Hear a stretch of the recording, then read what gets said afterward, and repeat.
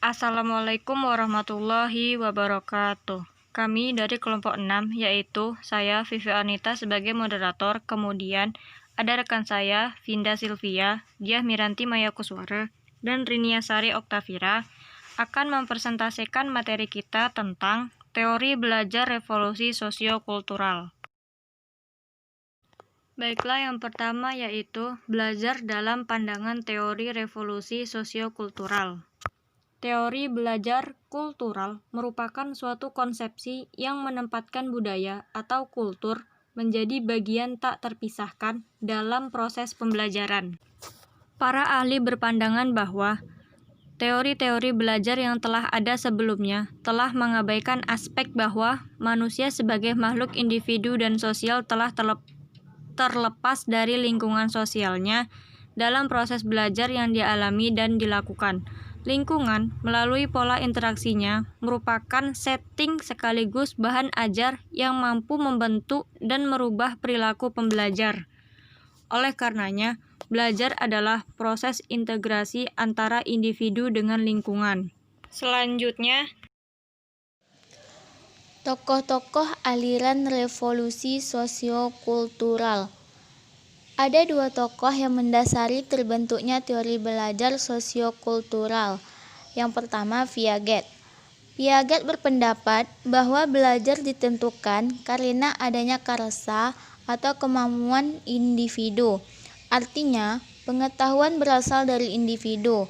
Siswa berinteraksi dengan lingkungan sosial, yaitu teman sebayanya dibandingkan orang-orang yang lebih dewasa. Yang kedua, Vygotsky. Ia berpendapat bahwa jalan pikiran seseorang dapat dimengerti dengan cara menelusuri asal-usul tindakan sadarnya dari interaksi sosial, aktivitas dan bahasa yang digunakan, yang dilatari sejarah hidupnya. Selanjutnya, teori belajar sosiokultural meliputi 3 konsep utama. Adapun konsep yang pertama yaitu hukum genetik tentang perkembang. Setiap kemampuan seseorang akan tumbuh dan berkembang melewati dua tataran, yaitu interfisikologis atau intermental dan intrafisikologis atau intramental. Sedangkan konsep yang kedua yaitu zona perkembangan proksimal, terbagi menjadi 2 tingkat. Yang pertama, tingkat perkembangan aktual yang tampak dari kemampuan seseorang untuk menyelesaikan tugas-tugas atau memecahkan berbagai masalah secara mandiri, intramental. Sedangkan yang kedua, tingkat perkembangan potensi tampak dari kemampuan seseorang untuk menyelesaikan tugas-tugas atau memecahkan masalah ketika di bawah bimbingan orang dewasa atau berkolaborasi dengan teman sebaya yang lebih kompeten, intermental. Sedangkan konsep utama yang ketiga yaitu mediasi. Mediasi dibagi menjadi 2 jenis. Yang pertama, mediasi metakognitif, yaitu penggunaan alat-alat semiotik yang bertujuan untuk melakukan self-regulation yang meliputi self-planning, self-monitoring, self-checking, dan self-evaluating. Yang kedua, mediasi kognitif, yaitu penggunaan alat-alat kognitif untuk memecahkan masalah yang berkaitan dengan pengetahuan tertentu atau subject domain problem. Selanjutnya yaitu aplikasi aliran revolusi sosiokultural dalam pembelajaran. Penerapan teori revolusi sosiokultural dalam pendidikan dapat terjadi pada 3 jenis pendidikan, yaitu informal atau keluarga. Pendidikan anak dimulai dari lingkungan keluarga, di mana anak pertama kali melihat, memahami, mendapatkan pengetahuan, sikap dari lingkungan keluarganya. Oleh karena itu, perkembangan perilaku masing-masing anak akan berbeda manakala berasal dari keluarga yang berbeda.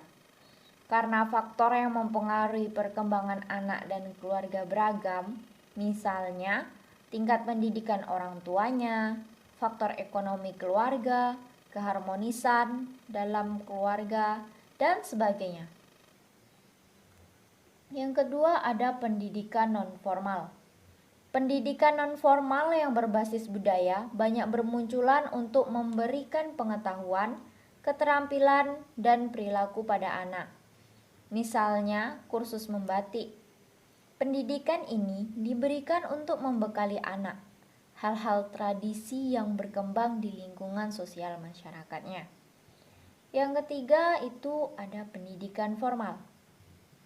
Aplikasi teori sosiokultural pada pendidikan formal dapat dilihat dari beberapa segi, antara lain yaitu kurikulum. Khususnya untuk pendidikan di Indonesia, pemberlakuan kurikulum pendidikan sesuai Peraturan Menteri Nomor 24 Tahun 2006 tentang pelaksanaan KTSP. Peraturan Menteri Nomor 23 Tahun 2006 tentang standar kompetensi dan Peraturan Menteri Nomor 22 Tahun 2006 tentang standar kompetensi dan kompetensi dasar. Jelas bahwa pendidikan di Indonesia memberikan pengetahuan, keterampilan, nilai, dan sikap kepada anak untuk mempelajari sosiokultural masyarakat Indonesia maupun masyarakat internasional melalui beberapa mata pelajaran yang telah ditetapkan. Di antaranya, pendidikan kewarganegaraan, pengetahuan sosial, muatan lokal, seni, dan olahraga. Selanjutnya itu siswa. Dalam pembelajaran KTSP, anak mengalami pembelajaran secara langsung ataupun melalui rekaman. Oleh sebab itu, pengetahuan, keterampilan, nilai, dan sikap bukan sesuatu yang verbal, tetapi anak mengalami pembelajaran secara langsung. Selain itu, pembelajaran memberikan kebebasan anak untuk berkembang sesuai bakat, minat, dan lingkungannya pencapaiannya sesuai standar kompetensi yang telah ditetapkan. Selanjutnya, guru. Guru bukanlah narasumber segala-galanya, tetapi pada pembelajaran lebih berperan sebagai fasilitor, mediator, motivator, evaluator, desainer pembelajaran, dan tutor. Masih banyak peran yang lain. Oleh karenanya, dalam pembelajaran ini, peran aktif siswa sangat diharapkan, sedangkan guru membantu perilaku siswa yang belum muncul secara mandiri dalam bentuk pengayaan remedial pembelajaran. Selanjutnya yaitu hal-hal yang perlu diperhatikan ketika menerapkan teori belajar sosiokultural. Yang pertama, guru harus dipusatkan kepada kelompok anak yang tidak dapat memecahkan masalah belajar sendiri. Yang kedua, guru perlu menyediakan berbagai jenis dan tingkatan bantuan yang disebut cognitive scaffolding. Yang ketiga, bimbingan atau bantuan dari orang dewasa atau teman yang lebih kompeten. Yang keempat, kelompok anak yang cannot solve problem diberi bantuan dan diturunkan tingkatnya untuk mencapai CPD. Yang kelima, kelompok anak solve problem independently harus ditingkatkan tuntutannya. Selanjutnya, kelebihan dari teori belajar revolusi sosiokultural. Mengidentifikasi kelebihan dari teori belajar kultural dipandang dari perspektif pendekatan tertentu. Berdasarkan teori Vygotsky akan diperoleh beberapa keuntungan, antara lain, yang pertama, anak memperoleh kesempatan yang luas untuk mengembangkan zona perkembangan proksimalnya atau potensinya melalui belajar dan berkembang. Yang kedua, pembelajaran perlu lebih dikaitkan dengan tingkat perkembangan potensialnya daripada tingkat perkembangan aktualnya. Yang ketiga, pembelajaran lebih diarahkan pada penggunaan strategi untuk mengembangkan kemampuan intermentalnya daripada kemampuan intramental. Yang keempat, anak diberi kesempatan yang luas untuk mengintegrasikan pengetahuan deklaratif yang telah dipelajarinya dengan pengetahuan prosedural yang dapat dilakukan untuk tugas-tugas atau pemecahan masalah.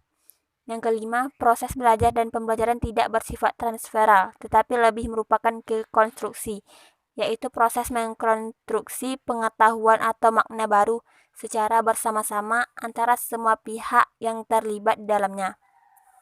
Keuntungan sebagaimana telah dideskripsikan di atas akan memberikan implikasi positif bagi peserta didik. Antara lain, yang pertama mendorong peserta didik untuk berpikir dalam proses membina pengetahuan baru.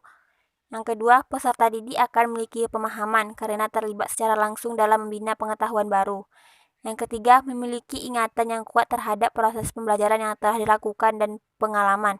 Karena murid terlibat secara langsung dan aktif, mereka akan ingat lebih lama tentang semua konsep. Yang keempat, memiliki efikasi diri yang tinggi. Yang kelima, memiliki kemahiran sosial yang diperoleh melalui interaksi dengan rekan dan guru dalam membina pengetahuan baru. Yang keenam, pembelajaran berlangsung menyenangkan karena peserta didik terlibat secara aktif dan berkelanjutan. Selanjutnya yaitu kelemahan dari teori revolusi sosiokultural.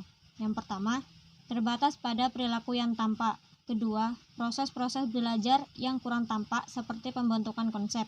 Yang ketiga, belajar dari berbagai sumber belajar. Yang keempat, pemecahan masalah dan kemampuan berpikir sukar diamati secara langsung. Terakhir yaitu kesimpulan. Teori revolusi sosiokultural erat kaitannya dengan masyarakat dan budaya, di mana keduanya saling mempengaruhi dalam sebuah pembelajaran. Teori revolusi sosiokultural ini menerangkan bahwa kemampuan siswa dalam belajar tidak serta-merta melalui peran guru, melainkan dengan budaya dan kemampuan dirinya sendiri. Penjelasan mengenai teori belajar kultural oleh para ahli dilakukan melalui berbagai pendekatan. Teori pembelajaran diformulasikan dengan aspek kultur, lingkungan, masyarakat, dan lingkungan alam. Penekanan bahwa peserta didik aktif dalam pembelajaran harus dipadukan dengan adanya peranan budaya yang diperoleh daripada hubungan dan interaksi baik antara peserta didik, guru, lingkungan, maupun masyarakat. Namun demikian, patut diakui bahwa tidak ada teori belajar yang paling sempurna, termasuk teori belajar kultural. Di samping kelebihan-kelebihan yang dimiliki, teori belajar kultural juga memiliki kelemahan. Baik, itulah tadi presentasi dari kami. Semoga memberikan manfaat untuk kita semua. Mohon maaf atas segala kesalahan dan kekurangannya. Kami akhiri dengan wassalamualaikum warahmatullahi wabarakatuh.